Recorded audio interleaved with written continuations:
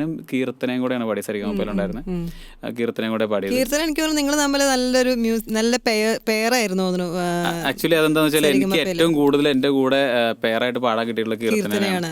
പിന്നെ ഞങ്ങൾ പാടിയ പാട്ടുകൾ ഈ പറഞ്ഞ സമയത്ത് അത്യാവശ്യം ആളുകൾ കേൾക്കുകയൊക്കെ ചെയ്തപ്പോ അങ്ങനെ അപ്പൊ ആളുകൾ തന്നെ നമ്മള് മാജിക്കൽ പേഴ്സ് ആക്കി മാറ്റിയാണ്. അപ്പൊ അങ്ങനെ ഇതിനിടയ്ക്ക് ഞാനും കീർത്തനയും തമ്മിൽ പ്രണയമാണെന്ന് വരെ ആളുകൾ പറയായിരുന്നു.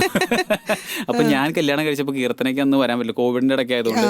കീർത്തനയുടെ എന്തോ ഇഷ്യൂസ് കാരണം കീർത്തനയ്ക്ക് വരാൻ പറ്റിയില്ല. അപ്പൊ അതുകൊണ്ടാണ് കീർത്തന വരാത്തതെന്നൊക്കെ ആളുകൾ അതിലൊരു കാര്യമില്ല. എനിക്ക് 2 കുട്ടികളായി, ക്ലിയർ ആയില്ലെങ്കിൽ അങ്ങനെ. അപ്പോൾ അങ്ങനെ അത് പാടി. പിന്നെ കൂടുതൽ പാട്ടുകൾ ഞാൻ പാടിയിട്ടുള്ളത് ജേക്സ് ചേട്ടന് വേണ്ടിയിട്ടാണ്.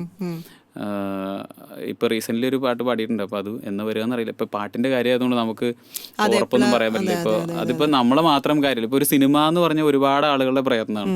അതുപോലെ തന്നെ ഒരുപാട് ആളുകളുടെ അഭിപ്രായം അതിനകത്തുണ്ടാവും.